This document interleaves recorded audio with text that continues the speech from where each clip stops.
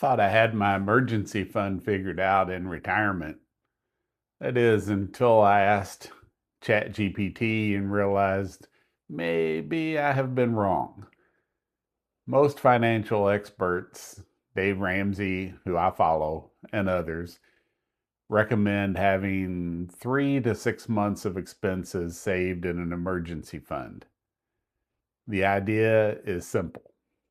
If you lose your job, you have money to survive while you look for another job. Pretty simple, right? But here's the thing. I'm retired. I'm living on Social Security. I'm not worried about losing my job because I don't have a job. So my thinking was, why would a retiree like me need 3 to 6 months of expenses saved? Why wouldn't 1 month be enough? Or $1,000, which is the Dave Ramsey Emergency Starting Fund? My thinking was that that allows me to get into living quicker instead of having to keep saving. So, my income isn't going anywhere unless the government collapses. And if that happens, we've got bigger problems. So I started looking online, watching videos, trying to figure out if retirement changes the emergency fund rule. And honestly, I couldn't find a clear answer. Everything was aimed at working people. So, I asked ChatGPT, because I use that a lot. It's a great coach to me. And the answer actually made sense. The reason retirees still need an emergency fund isn't necessarily because income disappears. This is what I hadn't thought about. It's because expenses show up unexpectedly, especially medical expenses. The older we get, the more likely it is that something health related comes along, tests, specialist procedures, treatments. And even if you're on Medicare or like me, a Medicare Advantage plan, you're still responsible for part of the cost. Deductibles, co-pays, out-of-pocket maximums. And those bills don't arrive slowly over 6 months. They tend to arrive all at once. And that's what made me rethink things. What actually prompted this video is that I've got some medical issues I'm getting checked out. Nothing dramatic at this point, but enough that my doctor wants me to see a specialist. And it's very possible I'll end up having an endoscopy and a colonoscopy. Maybe, I don't know for sure. And honestly, I have no idea what my share of the cost will be. Could be manageable, could be expensive. And living on Social Security, surprises are not something that I enjoy. I like predictability. Most retirees do. You finally get to where you are at a point in life that you want things calm and stable. But life doesn't always cooperate, and medical expenses aren't the only surprise waiting out there. As I've done and told about in other videos, sometimes it's your car, a repair you didn't see coming, new tires, something mechanical, or something breaks in the house, water heater, appliance, air conditioning. I experienced the air conditioning already in my condo. It was, I think, about $8,000 to replace it. Even in a small home, repairs still cost money. And sometimes it feels like your finances are always under attack. Just when you think you're doing okay, something reaches into your wallet and strikes again. That's why I've tried to simplify my life as much as possible. I downsized to an 850 square foot home. 1 bedroom, 1 bath. My studio that I'm sitting in is a corner of my bedroom. If you could see the whole thing, you'd see my bed. I'm touching it with my hand right here. This direction in front of me is my dresser.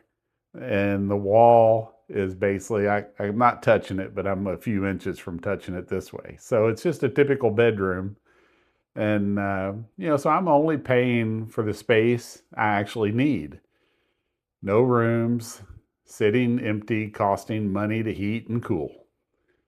I also lease my car now, and I just did a video on that, and I've had a lot of feedback on that. Some people disagree with leasing, and that's fine. There's plenty of people that agree with it as well. But for me, it removes surprise repair bills. Oil changes are included. Warranty covers major issues. And in the first 3 years, you shouldn't be dealing with brakes or tires. So my transportation costs are predictable. And I've been through it for 1 year now in the lease, and I haven't spent one penny on maintenance. And predictability is valuable in retirement. I also try to live frugally. I buy needs, not wants, most of the time. I'm not chasing stuff anymore. I don't really care much about stuff. I'm chasing peace of mind. I just don't want surprises. But even after cutting expenses down, surprises still happen. And that's where the emergency fund comes in. Right now, I have about $1,300 saved in my emergency fund. Not huge, but it's a start. And I'm slowly adding to it each month. I'm trying to put money into that because now I see that retirement doesn't eliminate emergencies. It just changes what they look like. When you're working, the fear is losing income. In retirement, the fear is unexpected expenses. Different problem, same stress. And here's something else I've learned. Having savings isn't just about money. It's about mental comfort. When something happens, you don't panic. You don't immediately worry about how you're going to pay for it. You already have a plan. And peace of mind is worth a lot, especially in retirement. Now, I'm not saying everyone needs 6 months of expenses saved. I probably won't do that. Every situation is different. Some retirees have pensions. Some have investments. Some have paid off homes, like me, and plenty of savings, not like me. Others, like many of us, are mostly living on Social Security and trying to make things work carefully. So maybe the real answer is this. You need enough saved so that when something unexpected happens, it doesn't completely knock you off course. Maybe that's 2 months of expenses, which is kind of where I'm thinking. Maybe 3, maybe more, but probably more than 1 month. I'll admit I'm still working towards figuring out what number makes me personally comfortable. I don't love the unknown, as you've probably guessed. But retirement is partly about learning to handle uncertainty better. So right now, my plan is simple.